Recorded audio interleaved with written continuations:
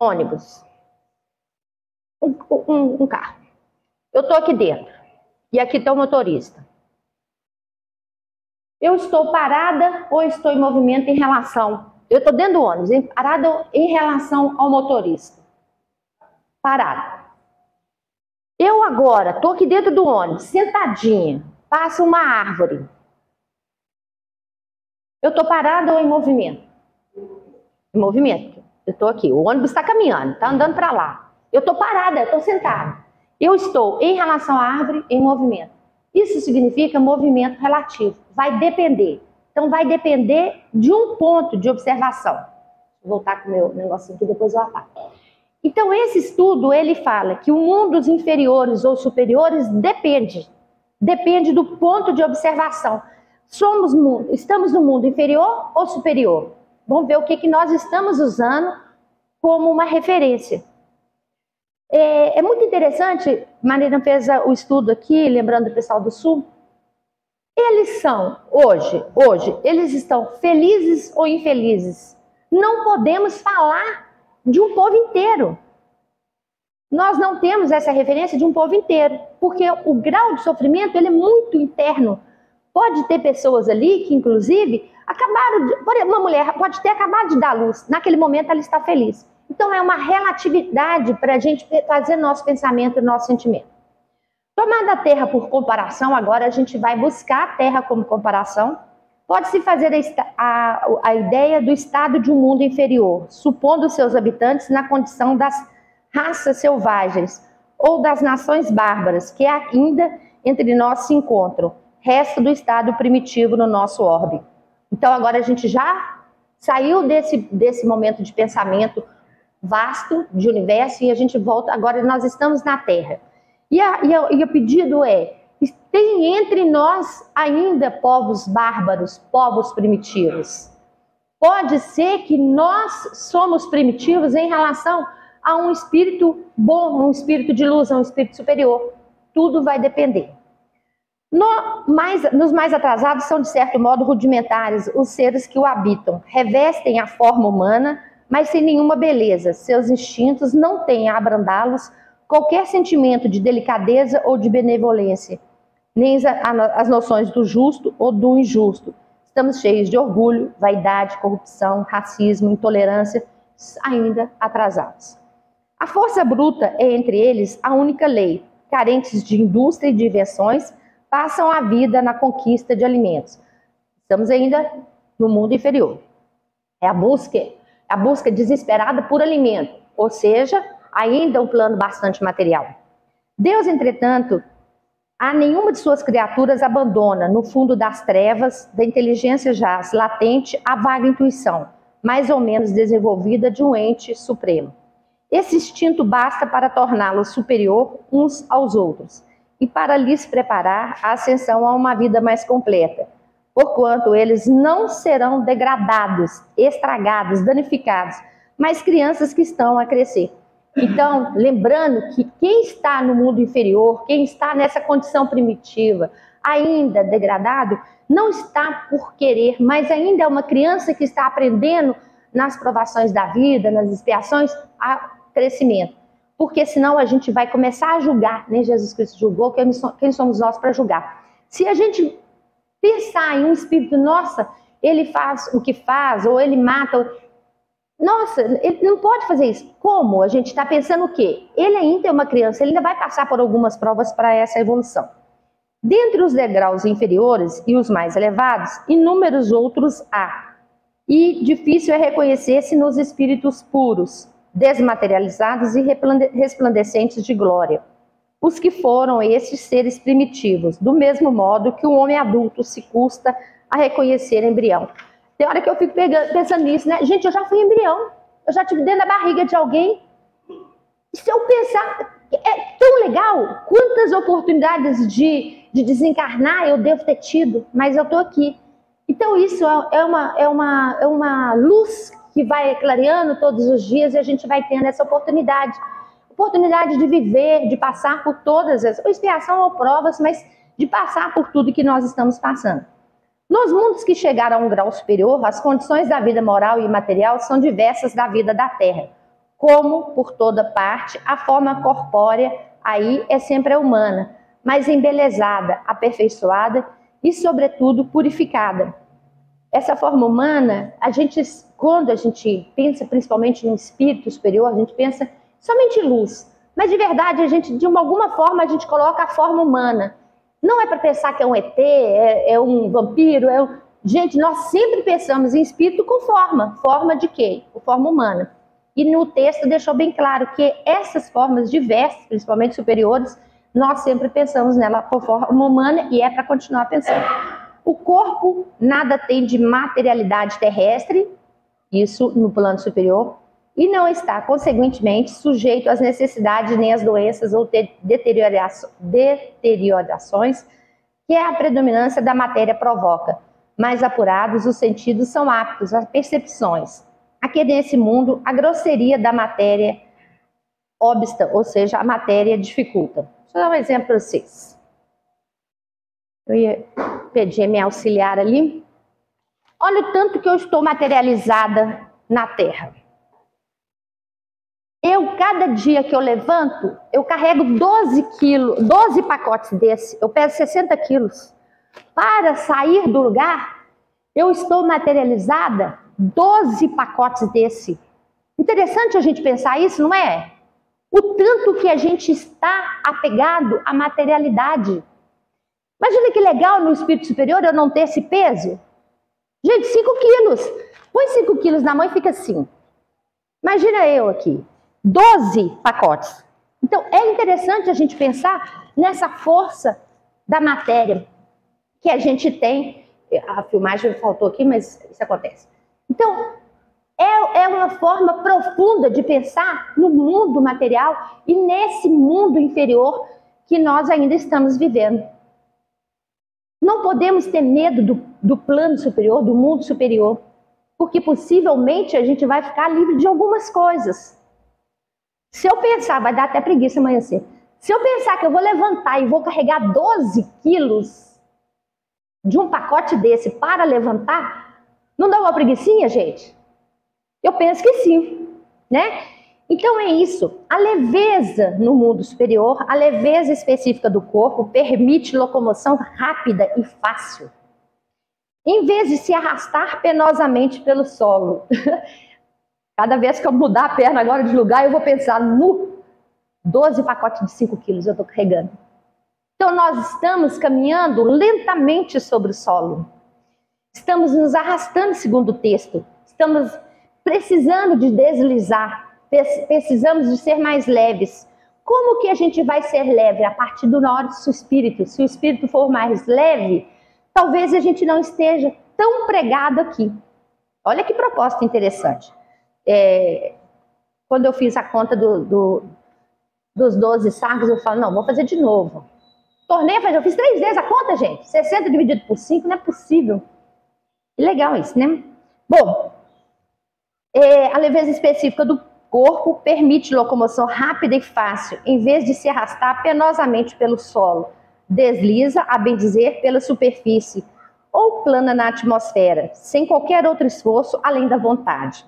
Conforme se representam os anjos, ou como os antigos imaginavam, os manes. Manes é a alma dos mortos, nos campos elíseos. Os manes nos campos elíseos, ele quis dizer que a alma, foi retratada na Grécia Antiga, essa leitura, é como se os anjos estivessem passeando em um lugar muito pleno. Então é isso que a gente está buscando. Ser leve, ser o mais puro possível. No exemplo que nós temos aqui na Terra, que nós tivemos e ainda temos aqui na Terra, um exemplo de um espírito puro, Jesus Cristo. Cada vez que eu me pego estudando, eu lembro da minha amiga que está sentada aqui, que ela fala assim, eu sou uma pulguinha no meio dessa história toda de Jesus. Tem muita coisa, tem mesmo, gente. E quanto mais a gente aprende, mais a gente entende que tem que mudar. Esse é o canal, é para isso que a gente está aqui. Os homens conservam a seu grado os traços de suas passadas migrações, ou seja, de encarnação para encarnação, e se mostram a seus amigos tais quais estes os conheceram, porém irradiando uma luz divina. transfigurados pelas impressões interiores, então sempre elevadas. Em lugar de semblantes descorados, abatidos pelos sofrimentos e paixões, a inteligência e a vida cintilam com fulgor que os pintores retratam, figurados em grandes nuvens, como nas auréolas dos anjos. Então ele está colocando aqui como que é o mundo superior. Então a gente já tem aí uma comparação com o mundo inferior dos que nós conhecemos na Terra. O movimento que a gente está tendo com relação à nossa própria evolução. A pouca resistência que a matéria oferece a espíritos já muito adiantados torna rápido o desenvolvimento dos corpos e curta ou quase nula a infância, isenta de cuidados e angústias. A vida é proporcionalmente muito mais longa do que na Terra. Então essa vida no plano superior é aqui colocado para a gente que a gente vai ter muito mais tempo. Esse momento que nós estamos aqui, ele é um momento passageiro, ele é um momento curto. E tem hora que a gente fala assim, ó, acordei agora, já está na hora de dormir. Acordei agora de novo, está na hora de dormir, a vida está passando rápido. E tá mesmo, a gente está inventando um tanto de coisa, está se ocupando de uma forma desesperada e a vida está passando. E o legal é o seguinte, está passando de que forma? De uma forma prazerosa ou de uma forma penosa? De uma forma que a gente está percebendo a nossa obra ou a gente está percebendo a obra do outro? Em princípio, a longevidade guarda proporção com o grau de adiantamento dos mundos. Então, eu vou viver uma vida longa conforme eu estiver, então, adiantada em termos de sentimento, em termos de purificação. A morte, de modo algum, acarreta os horrores da decomposição. Gente, deixa eu confessar para vocês uma coisa aqui. Está lá gravando, vai gravar. Eu tinha um verdadeiro horror de pensar, tá, Rodrigo? Eu tinha pavor de pensar que a gente morria, ia para um lugarzinho frio e escuro e que ia ser decomposto. Hoje eu não penso assim, eu acho que imediatamente, eu tenho certeza, aliás, imediatamente após o meu desencarne, eu vou ser amparada por algum espírito e vai me falar assim, acalme-se, fique tranquila. A gente está indo para algum lugar muito legal. Nós fizemos uma dinâmica dessa no grupo de quarta-feira e foi assim, perguntou para a gente assim, se desencarnar agora, o que vai acontecer? Eu já comentei isso em outro estudo. Eu falei, olha, eu tenho certeza que eu vou ficar sentadinha lá esperando alguém falar assim, você vai para a direita, ou então você vai para a esquerda. Normalmente eu já sou desse jeito, eu fico esperando um guia. Mas hoje eu não sofro mais pelos horrores da decomposição, não me afeta tanto. Então por quê? A gente aprendeu a ficar livre desse pavor. E esse desencarne é considerado uma transformação feliz. Por isso que lá não existe a dúvida, eu não tenho. Gente, nós não podemos ter a dúvida do que vem depois. Eu até coloquei uma frase aqui, meu filho gosta muito dessa frase. Mas o espírito não dá ré. A gente não vai dar um passo para trás na evolução. Ele pode ser pequenininho, a gente quase não vai perceber, mas vamos caminhar. Vai ser para frente. O tanto que a gente vai conquistar e buscar vai ser os passos largos ou menos largos, mas para trás, o espírito não dá ré. Legal isso, né? É uma consolação, eu acho que isso é um consolo. Bom, durante a vida, a alma já não tem a constringi-la, ou seja, reduzir. A alma já não tendo como ficar preocupada tanto como a matéria, expande-se e goza de uma lucidez que a coloca em estado quase permanente de emancipação e lhe permite a livre transmissão do pensamento. Então, a gente está aí falando tanto que se a gente desapegar dessa ideia, que se eu desenlaçar, eu vou ficar aqui presa num caixão de madeira? Não, gente, não vou, não, eu não vou, meu corpo vai. Os meus 12 pacotinhos vão. Eu não. Eu tô indo, fui. É isso. Eu acho que é uma proposta extremamente lúcida. A doutrina espírita, ela nos dá uma percepção muito interessante com relação a isso. Um dia desse eu até já comentei, fala assim, não, porque o evangelho dos espíritas, gente, espírita não tem evangelho nenhum, tá? Quem tem evangelho é Jesus Cristo e a gente aprende com esse evangelho. E a gente aprendeu na doutrina espírita, através do evangelho, essa condição da gente também se consolar, da gente se confortar perante as situações. Uma hora mazela, uma hora nem tanta mazela, depende da relatividade que a gente está vendo em cada situação. Comentei com a Neide que eu ia comentar esse, na nossa família vai ter um bebezinho novo que vai chegar.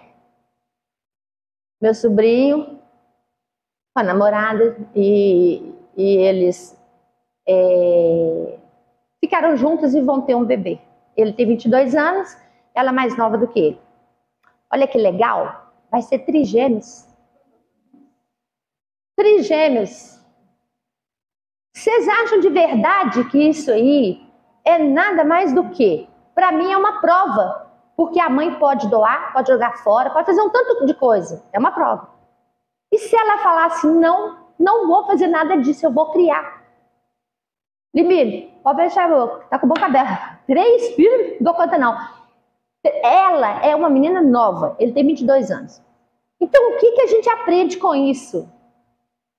Estamos vivendo um mundo venturoso. E esse mundo venturoso, ele traz coisas novas.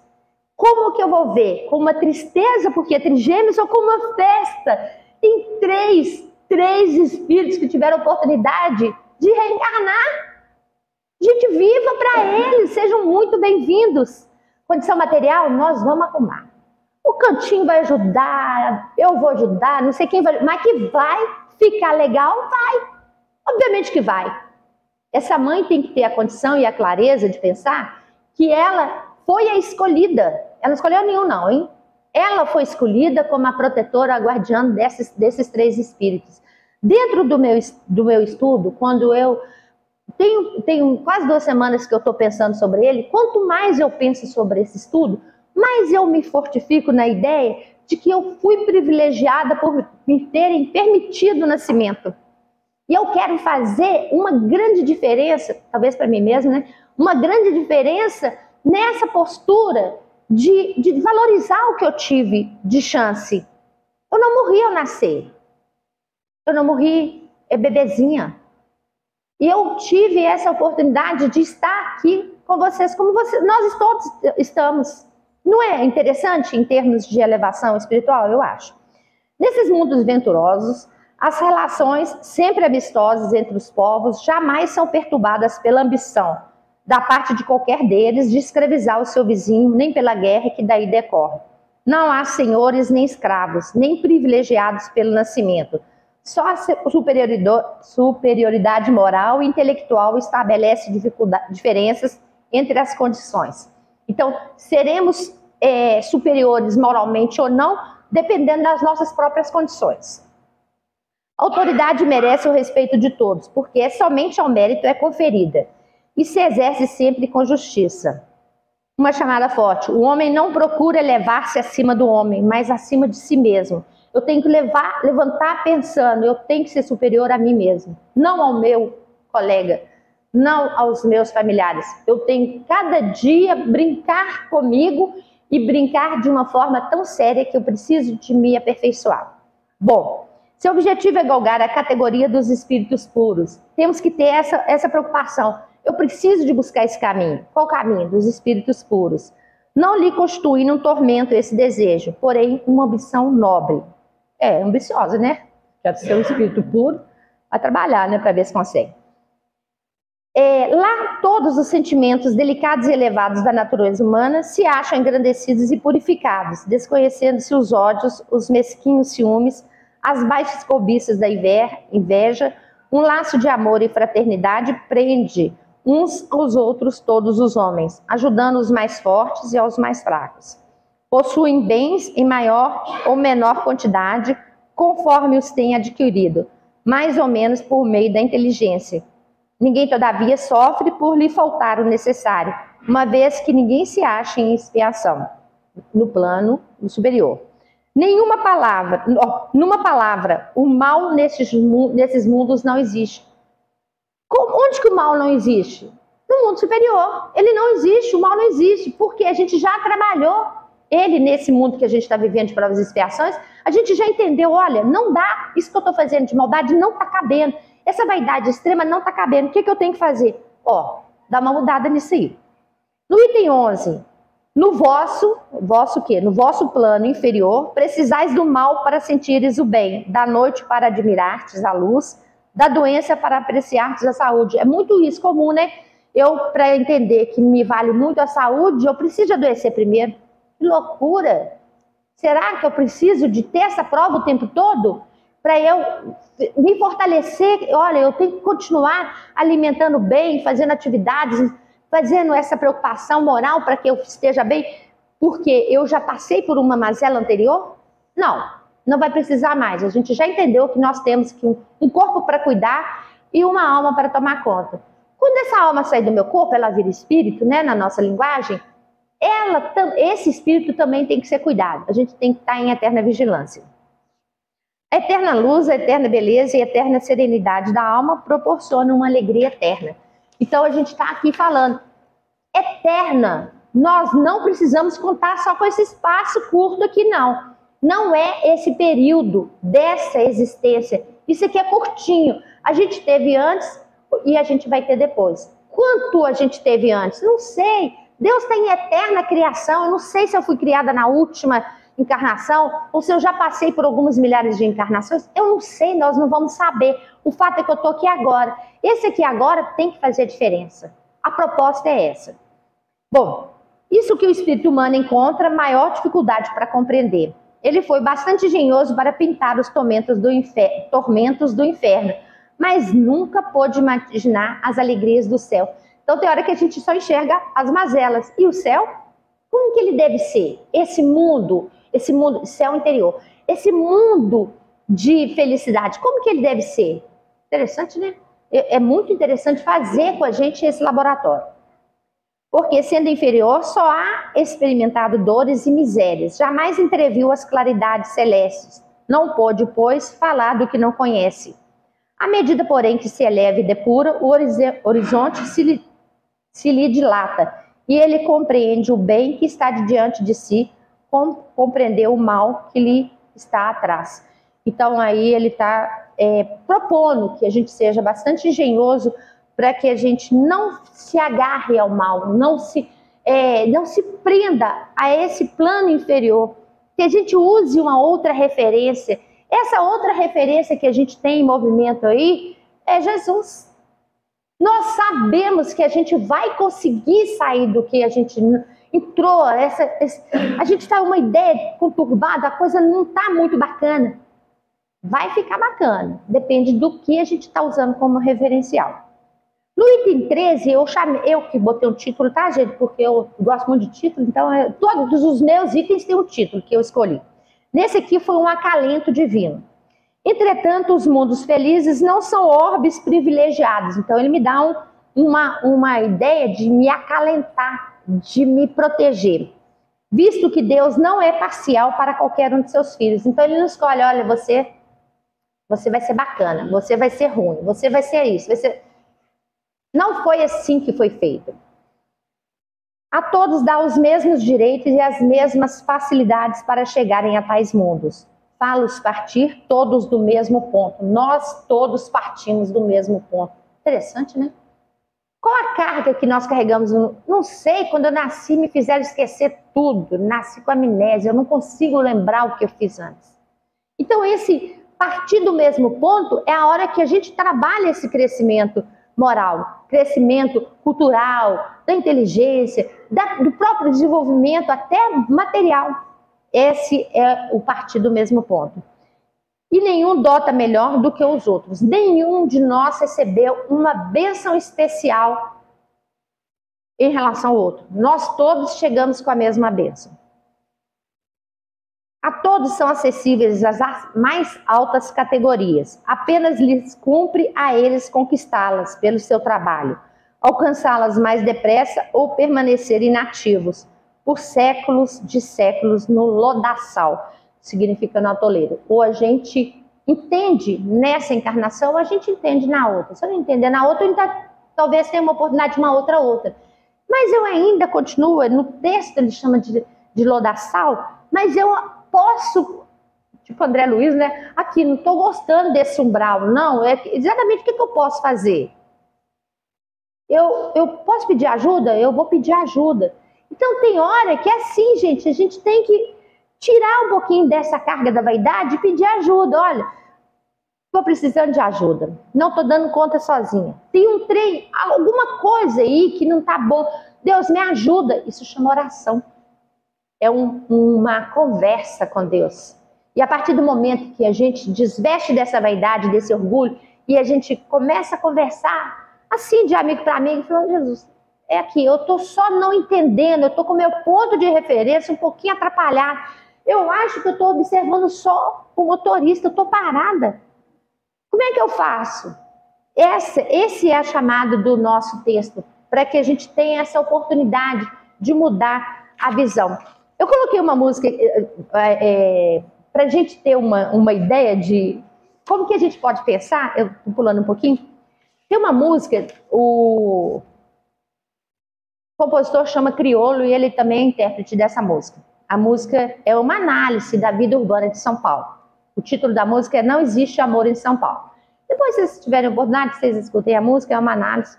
Mas tem uma fala que é muito interessante, que eu traduzi para o nosso estudo de hoje. Não sejamos buquês, flores mortas num lindo arranjo. Então tem hora que a gente está assim, uma ideia, um espelhamento, Instagram, só beleza, só belezura. Eu estou sempre em alguma coisa postando a belezura. E na verdade, internamente, eu sou uma flor morta em um buquê. E ele pede, não sejamos flores mortas em um lindo buquê. E nessa música também ele fala, não precisamos morrer para ver Deus. Que coisa, né, gente? Chamada forte desse crioulo, né? Eu achei. O cara é muito bom. E é uma outra frase que ele faz dessa música, ele fala, não precisa sofrer para saber o que é melhor para nós. Nós não precisamos sofrer. A gente já pode partir em busca dessa alegria, dessa situação um pouco mais leve. Então não precisamos sofrer para saber. Mas se for necessário, vamos sofrer. Se for preciso, pode trazer para cá. Bata no peito, chuto para gol. Estou aqui para parar, não. E é isso que a gente tem que fazer. Não podemos parar, temos que continuar. Valdir, você chegou agora? Estava doido para você chegar? Eu fiz um curso de 6 horas em um domingo desses, e o instrutor foi, o nosso mestre foi Valdir, em um domingo. E foi um curso bem interessante, de expositor espírita. E no dia eu falei, nossa, 6 horas, né, domingo? Tô com medo de ter sono, tô com medo disso. Eu tava com medo de um tanto de coisa. E na correria de sair da roça, de chegar a tempo, então, foi super legal, foi super prazeroso. Obrigada, Valdir, viu? Tá olhando para mim não, mas quando ele olhar, muito obrigada.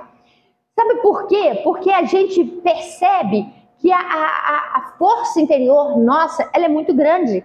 Quando a gente quer, a gente faz diferente. Valdir estava lá em pé, nós sentados, 6 horas, mas ele estava em pé. E eu não percebia no Valdir um cansaço. Eu percebia uma motivação para o curso. E eu pensei assim, gente, que legal é a força interior. Acho que metade eu aproveitei, a outra metade eu fiquei analisando. Falei, que legal que é, como é que é quando a gente está vestido de energia, a gente não está preocupado com coisas materiais. Eu não estou preocupada com meus 12 pacotes. Eu estou vivendo aquele momento. Isso é muito legal. Então eu penso que assim, o tempo todo a gente tem que ter essa oportunidade de agradecimento, de perceber que nós estamos aqui para fazer alguma coisa diferente. Não é para fazer toda hora a mesma coisa. Tem uma proposta de vida, tem uma proposta de pensamento, tem uma proposta de estudo. E essa proposta é o que a gente tem que trabalhar. Fiz uma chamada aqui que foi, na busca do conforto, os espíritos não regridem, como muitos pensam. E dentro de uma grandeza de tempo, o próprio estacionamento do espírito é ilusório. Nosso espírito não está estacionado. Pois ainda que queiramos, a própria matéria não para a sua evolução. Estamos sempre em evolução. Podemos até em algum momento parecer que não, sentir que não, mas não é assim.